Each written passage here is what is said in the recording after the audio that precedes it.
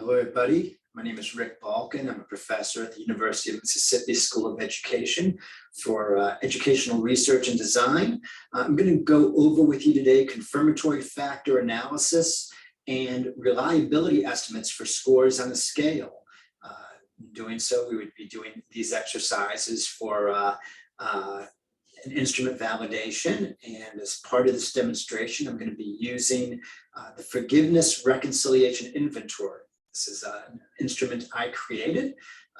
For those people who sometimes contact me and say, I'm really interested in this measure, you can access it in Practicing Forgiveness, A Path Towards Healing. It's published by Oxford University Press and available on Amazon, Square Books, or Oxford University Press. And let me show you what this instrument is. It is based off of the forgiveness reconciliation model, which includes 4 phases in addressing conflict and forgiveness with an offender, somebody who's harmed us. The first phase being collaborative exploration. This is where we're exploring our feelings towards the offender. And then how we see reconciliation. Is it beneficial or non-beneficial? And that depends sometimes on the remorse and change of the offender. Reconciliation can be beneficial. The offender might be remorseful and have changed their behavior. And then we can pursue a renegotiation of the relationship, even reconciliation. And this is what we call an interpersonal level of forgiveness. But sometimes we see reconciliation as beneficial, but the offender has not expressed remorse or change. Or maybe we just know that reconciliation would never be beneficial. And in either of those cases, we end up processing unpaid debt, that kind of grief of this is going to be the end of a relationship, and we move towards intrapersonal forgiveness, a different outcome phase, where instead of renegotiating the relationship, we decide, you know what I want from this person, I'm not going to get, and I forgive them of their debt. I use a Hebrew word called mechila, which means to wipe away debt. And we then kind of go it alone from here. And so the 4 phases of this model will include collaborative exploration, role of reconciliation, remorse and change of the offender, and then the outcome, whether it's going to be interpersonal forgiveness or intrapersonal forgiveness, or how I describe mechila. And I developed an instrument where I have 24 items, and 6 items are related to each of these respective stages. And I call this the Forgiveness Reconciliation Inventory.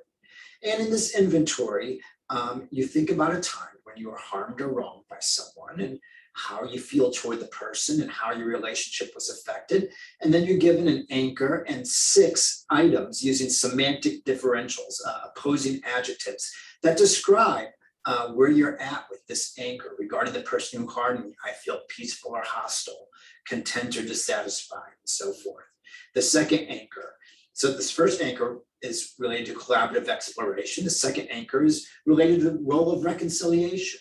Reestablishing a relationship with the person who harmed me would be helpful or harmful, compassionate or unfeeling. For remorse and change of the offender, the person who harmed me is remorseful or unapologetic, honest or deceitful. And finally, the outcome phase. In the future, my relationship with this person who harmed me is likely to be continued or discontinued, healthy or unwell.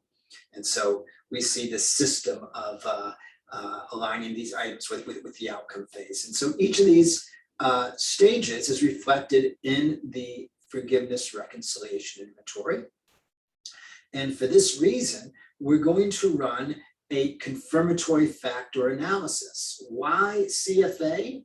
CFA, we're choosing to run CFA because CFA is what we use when we've hypothesized where the items fall in a given model. We've already identified how the items measure each hypothesized factor. And so I already know how this should look. Instead of using exploratory factor analysis, which would let the statistical software determine my factors, I've already identified a priori And so we're doing confirmatory factor analysis. And in doing this, I'm using JASP. JASP is free software. It runs CFA. It'll even do SEM, but it runs CFA. And I don't need other more expensive, cost prohibitive software systems to do this. So in order to run the CFA, I click, I have all my data inputted into JASP, all 24 items. I have a sample size of 200, as you can see right here. And I click on factor, confirmatory factor analysis. And from here, I'm going to identify my first factor. I'm going to call it exploration for collaborative exploration. That's the first stage. And I put in my first 6 items, saying that these 6 items measure collaborative exploration. And then role of reconciliation are items 7 through 12. And then remorse and change of the offender are items 13 to 18. And finally, the outcome phase is 19 through 24. And elements that I might be interested in looking at initially, I might look at additional output. We'll get back to residual variances a little bit, but I might ask for additional fit measures. I might want the R-squared. I want modification indices.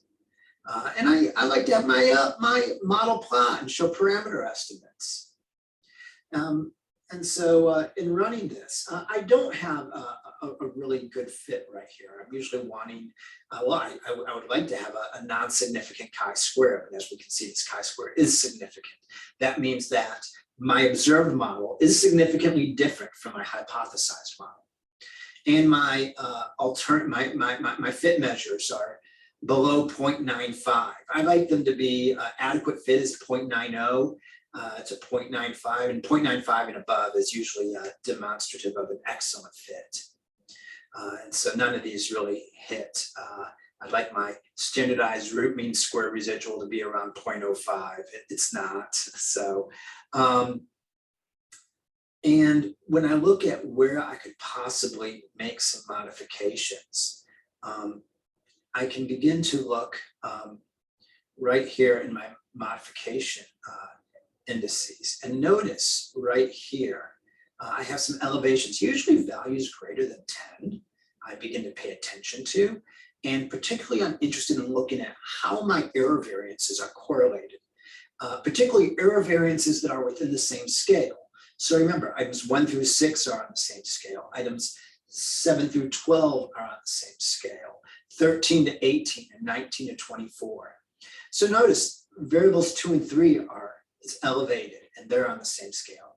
13 and 14 is also elevated on the same scale. 13 and 15 is elevated, but I'm already pairing 13 to 14. So I'm not going to pair 13 to 15 again. I'm going to leave 13 and 14 only. Variables 1 and 5 is elevated and they're on the same scale. Variable 8 and 9 are elevated and they're on the same scale. Again, 13 and 17. These are different scales, and all these others, like variable 3 and 20, different scales. 17 and 18. These are on the same scale. I could correlate these, but let's focus on these initial ones here that are 25 and above, and just see what happens here. So we're going to look at variables 2 and 3. These are error variances we're going to identify as correlated: 13, 14, 1 and 5, and 8 and 9. And so I go back in here and I look at my residual variances, and I'll say variables 1 and 3. What else did we see? We saw variables 8 and 9, didn't we?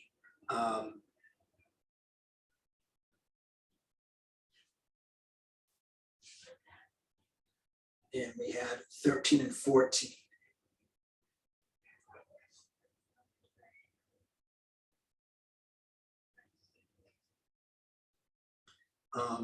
And so let's take a look at what's happened here with our metrics in identifying these. Yeah, they've improved, and we had one more set that I'm trying to remember. We had 1 and 3, 8 and 9. Oh gosh, now I'm going to have to review this again and see what those were. 1 and 3, 8 and 9, 13 and 14, and let's see if we can recall what those were. Oh, I'm sorry, it was 2 and 3, 13 and 14, 1 and 5, 8 and 9, 2 and 3, 13, 14, 8 and 9, 2 and 3, 13, 14, 1 and 5, 8 and 9, 2 and 3, 1 and 5, 8 and 9, and 13 and 14. There we go. That's better. All right, and now we can so now we can look at these again. And my chi-square is still significant, but notice what's happened here. My CFI and TLI now show an adequate fit. They're above 0.9. Not excellent, but adequate, according to Dimitrov's standards. And then my root mean square, it's not 0.05, it's 0.06, but it's definitely improved.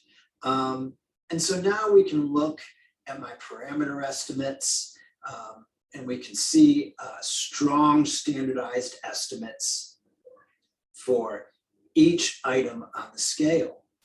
Remember, these are standardized beta weights, and they're all really strong, nearing 1 standard deviation unit or more in terms of contribution and change. And so, and again, our R-squared values, how each item is bringing variance to the proposed factor. These are all rather high. So this seems to be a strong model, and it seems to have the fit that I was looking for. And here we can see the various loadings, a kind of an illustration of it. You can copy and paste this and enlarge it so you make it more readable, and alter it a little bit. The next element that we might want to look at is the reliability of the scores on the scale. So now that we know that we have a good fit, what about the scores? Are how do we look at reliability? And so we can just run a Cronbach's alpha here, and I might want to put in my items 1 through 6, and I'll put in single test reliability Cronbach's alpha. And I like to also see if what happens when the item is dropped. And we can already see here that my reliability estimates are rather strong. It's 0.90. This is just for collaborative exploration, items 1 through 6. And you can see that from this 0.90, if I remove any item, my estimate drops. So each item is bringing in something, it's contributing. And so I might call this exploration.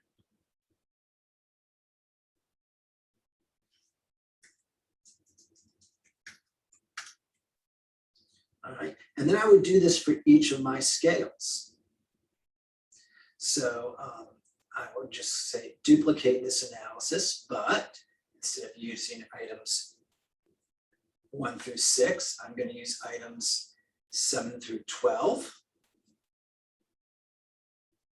And I'm going to call this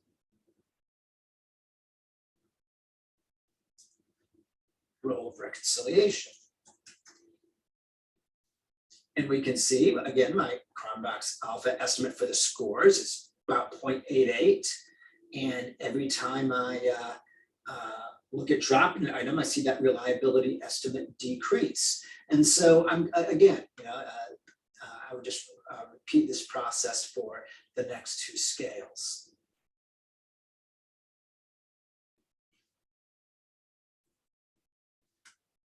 Move those over to 13 to 18.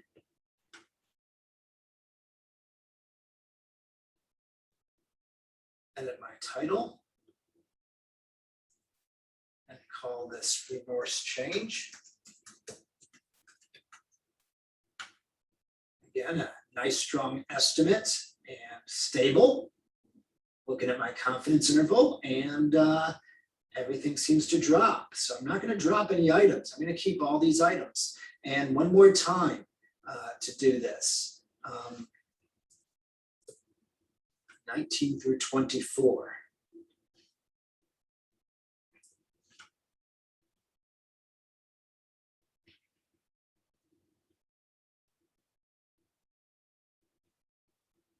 And we'll call this outcome. Again, a nice stable estimate of 0.933. This item, variable 20, doesn't hurt it, doesn't contribute a lot either. But we go ahead and we keep it, and we seem to have a rather strong measure. We have that the scores seem to be consistent, and our factor structure seems to be adequate and holds. And so that's the process that I can use to evaluate reliability and run a confirmatory factor analysis. If you're interested in the psychometric properties of this measure, you can find the measure in this book, Practicing Forgiveness, A Path Toward Healing by Oxford University Press. You can support your local bookstore at Square Books in Oxford, Mississippi, or order from Amazon or Oxford University Press. I hope this has been a helpful tutorial for you.